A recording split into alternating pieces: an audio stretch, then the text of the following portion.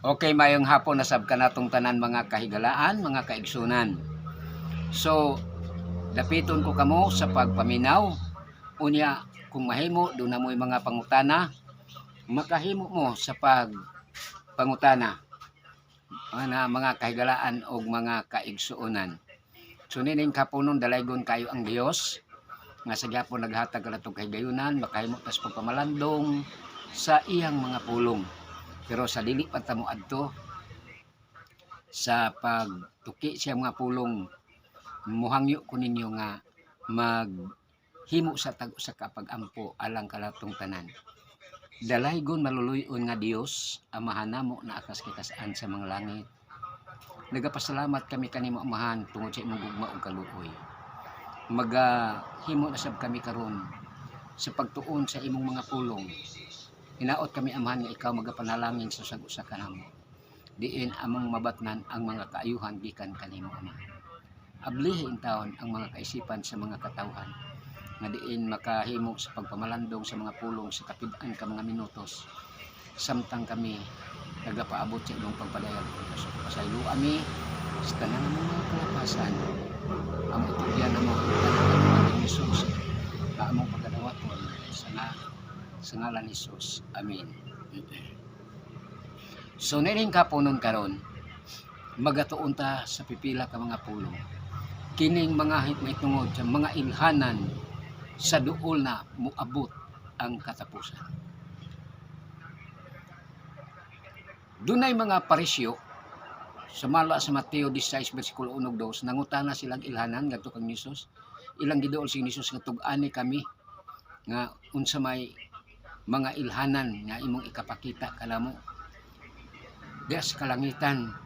So ingos ni Jesus, kung makakita kamo nga inig ka hapon, inig ka saumsong na, magadagtom na gani ang langit magpula, mayon sa mga mingon mo nga muunos karon, amulinaw ugma kay nagpula ang langit ug nagdagtom.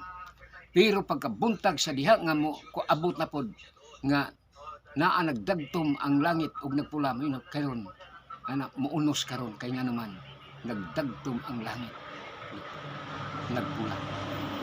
Ingos ni Jesus, makamao mo mahubad sa kapanahonan asa ka ng kalangitan, pero dili ka mo makamaong muhubad sa kapanahonan, kanang kapanahonan mga katuigan na ay makamaong muhubad-hubad diha sa kanang kalangitan nana. Pero mga kaigsunan, mga kagalan, dili kamaong muhubad sa umaabot nga mga kapanahonan, mga katuigan. Mo ning atong tun-an karon, mga ilhanan sa duol nga pagbalik ni Jesus. Sa Mateo 24:3, naa po dito samtang si Jesus naglingkod dito sa bukid sa mga olibo. Giduol po siya sa mga apostolis nga doon na sila itutulo ka pangutana. Unsa man ang mahitabo ug unsay ilhanan sa duol na nimo nga pag-anhi ug kanus-a ang katapusan. Mao na siya. So kining maong pangutana gitubag ni Jesus. Una niyang tubag, ingon siya sa Mateo 24:4-5, siya magbantay kamo nga wala kaninyo'y magapasalaag kay daghan unya mutungha dinala ang akong ngalan nga manag-ingon ako mao ang Kristo ug daghan ang ilang pahisalaagon. Manay kulba mga kaigsunan, kay sa duol nga si Ginoong Hesus mo balik, so daghan ang iyang ngalan, ang iyang daghan magdala siya ang ngalan aron sa pagpahisalaan. Muna isa magbantay ta. Muna, pero unsaon pag ila mga kaigsunan, aron di ka may salaag, kundo na may mga katawhan nga mumensahe diha kanimo. Unsaon nimo pag ila nga kana maayo ug dili, ingon sa Isaiah 8:20, ngadto sa kasuguan ug sa pagpamatuod niini. Kung sila dili man nagsulti sumala ni ining mga pulunga, sa pagkamatuod walay kabuntagon alang kanila. Nagpasabot ka na mga kahigalaan, mga kaigsunan, na kundo na may magmensahe kanato nga di gani siya mo padako sa pagpatuman diha sa kasuguan, nagpaila ka na nga dili na maitinood. Mo nay gikaduka ni Jesus. Usa day hinuon ka na nga mensahero nga mo pahisalaan kanimo. Diya sa Isaiah 8:20, ang pag-ila sa matuod nga mga mensahe. Kay ipadako gyud ang pagsulti diha sa mga kasubuan sa Dios. Unya giingon po niya, makadungog kita og mga gubat dinhi sa yuta. Ana, mga gubat nasod na batok na nasod batok nasod. So nakita na to nga ang Ukraine gali ug ang Russia na adunay kagkubot nga ato gyud nga nadunggan ug makita gyud diha sa mga TV o sa uban pa nga diha na naay kagkubot tuman sa nakasulat dinhi sa Biblia nga duol na mobalik si Jesus ingon nga kana maoy mga ilhanan ni sa kalibutan. Unya gawas pa gyud. Ingon pa gyud diha nga makadungog kitag mga linog sa nagkalain-laing mga dapit. Muna nga daghan ngani sa atong palibot daghan karon ang tungod sa paglinog daghang mga balay nga lumpag. Unya naagyoy kanang inunta na kinabuhi nga nakalas tungod sa mga linog mga kaigsuonan. Muna diha nya maingon nga diha na nagpasabot ka na nga duol na ang pagbalik ni Ginoong Hesus. Muna nga mga kahigalaan, mga kaigsuonan. Angayan tang mangandam. Ang atong buhaton ang pagpangandam. Dili pagpangandam og bugas og salapi, ang pagpangandam mao nga ang atong pagpakigrelasyon ngadto sa tinuuray didto sa atong mahal nga makagagahom. Iyon ana mga kaigsunan, mga kahigalaan ko diha. So imong katungod karon ang pagpamalan. Mo nang ni anata sa duol na nga si Ginoong Hesus mobalik. Nya miingon pud nga moabot ang mga kasakitan dinhi sa kalibutan, kagutmanan. Mabitaw nga dinhi sa ato ang nasod daghan ang nakabsan og trabaho. Muna nga samot ang kagutmanan kalisod dinhi sa bisan sa atong nasod sa Pilipinas. Tungod lagi sa katumanan sa tagna. Mga ilhanan dinhi nga nakasulat sa bilang kasulatan. Nya giingon mga kasakitan, mao bitaw tong lain COVID pod nga gikahadlukan. Nga tungod lagi kay moabot lagi na. Pero ingon si Jesus kini mga ilhanan nga duol na gyud kaayo kong mobalik. Duol na gyud siya mobalik. Mga kahigalaan, dusa ang importante nato karon. Samtang aduna pay panahon, atong pahimuslan ang panahon nga sa pagsusi, pagtuon sa pulong sa Ginoo. Aron sa ingon na ato nga mabatnan ang tinuuray nga pagpakigrelasyon ngadto sa atong mahal nga makagagahom nga diin muganti og kinabuhing walay katapusan. Muna mga kaigsunan, mga kahigalaan, angayan jud nato ginang buhaton. Unya sa diha nga pag-ilhanan 2 Timoteo kapitulo 3 1 paingon sa 5 sa kinaiyas mga tao mingon dito moabot ang malisod nga panahon sa katapusan malisod nga naman kay ang mga tao giingon dito na giingon diag mahigugmaon sa salapi. Wa man na magpasabot og nga way tawo wa mahigugmang salapi. Kanang mahigugmaon og salapi nagpasabot nga mubuhat lang yung unsay mga kadaot basta lang makakwarta. Ana daghang mga buhat nga aron lang yun makakwarta. Ingon ana mga kaigsunan, mga kahigalaan. Kita na lay mamalandong. Nga naag yung daghang mga buhat nga wa mauyon sa kabuton sa Ginoo. Nga ginabuhat sa tao kay lagi aron lang yun makakwarta. Nga nagiingon diha nga tigpagawal. Kanang tigpagawal mga igsunan mo na pakuntisay pasikatay. So ato gyud makita nga karong panahon na makita gyud nimo ang mga kinaiya sa mga tao, mga kinaiya. Mo na diha tampalasan. Mga ingon masukihon sa ginikanan. Masukihon sa ginikanan. Mga kabatan-onan karon daghan kaayong mga ginikanan nga no problema tungod sa mga kinaiya sa kabatan-onan na gani halos mutahon og mga ginikanan. Pero kamo po dihang kabatan-onan nga nakadungog. Ayaw tuguti nga kamoy mutuman. Nga ni angayan mumalipay na unta di ay may panahon pa nga kako dili di ay magmasinupilon sa akong ginikanan. Napoy giingon diha mga kaigsunan nga hilig sa kalipayan inay sa Dios unta hinuon. Hilig sa kalipayan inay sa Dios unta hinuon. Tanawa. Atong kanang hatagan og panahon nga ang mga kabataan-unan matudluan pinaagis pulong sa Ginoo. Pero daw saway bili ang pulong sa Ginoo. Pero adto sa mga kalipayan, mga kaigsunan, walay usang mobalibad tungod lagi ni anang maong kalipayan kay hilig sa kalipayan. Inay unta sa Dios hinuon. Karon untang panahon na bagay nang ta maning kamuta paduol sa Ginoo kay dunay Kristo nga sa dili madugay mubalik na ining kalibutan na tungod sa mga ilhana. Mana diha nga pasikatay karong panahon na. Nagiingon hambugiro. Kanang hambugiro mga kaigsunan, sumakita din ninyo ang mga kinaiya sa mga katawhan karon. Nagiingon na tampalasan.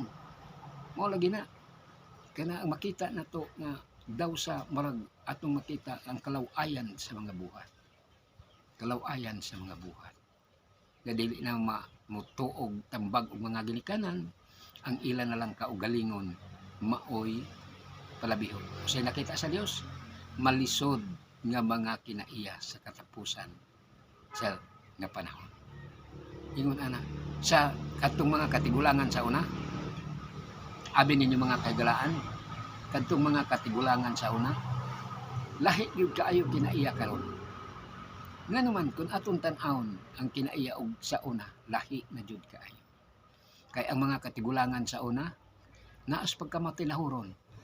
Pananglitan usa ikaw nga magbaklay kag sa kalsada, unya na ay tigula nga imong ikatagbo. Unya nagkalo ka, imog yung tig-upon ang imong kalo. Ibutang sa dughan ug mangayo kag katahuran. Pero karon wala na yun. Layo na jud kaayo ang kinaiya. Muna nga diha nato makita ang atong kapanahonan nga sa dili madugay dunay Kristo nga mubalik kay kining mga ilhanan ni anagyod nagpakita dinhi sa kalibutan. Muna mga kaigsunan nga ang giingon jud diha hilig na ang mga tawo sa kalipayan. Unya inay unta magpadiyos na ta karon panahon na. Pero daw sa wa nay bili ang panahon kay ang kalipayan na lang maoy gitinguha alang sa katagbawan sa kaugalingon. Muna nga mga kaigsunan karon mga kaigalaan. Hinumdumi gyud hinuktuki. Atong hinuktukan kanunay nga kining kalipayan ining kalibutan na lumalabay ra gyud ni. Wa gyud ni kapuslanan sa atubangan sa Dios. Pero kung ang atong kaugalingon malipayon nga maghandom sa pagpangalagad sa Dios, muganti gyud na siya og kinabuhing walay katapusan. Muna mga kaigalaan, mga kaigsunan. Mga panahon na gyud karon nga angayan jud nato nga hatagan og bili ang pulong sa Ginoo. Muna nga naa diha ang mga ilhanan nga angayan na gyud nato nga hatagan og bili ang ato nga pagpakigrelasyon sa Dios samtang ni anak kita sa katapusang mga panahon. Yun ana. Unya nagiingon diha madali-dalion. Kaya nagiingog madali-dalion mga kaigsunan, mga kaigalaan. Mo lagi na nga gamayng bikil ug dili dunggab pusil. Ang atong panahon murag ordinaryo na lang jud kaayo ang kinabuhi sa tao. Kapit yun. Hilabihan na jud kadautan ang atong kalibutan. Apan kini nagpaila nga dunay Kristo nga sa dili madugay. Mubalik na ining kalibutan na mga ilhanan sa duol na niyang pagbalik. Muna mga kahigalaan, panahon karon sa imong kaugalingon at timana ang imong kaugalingon.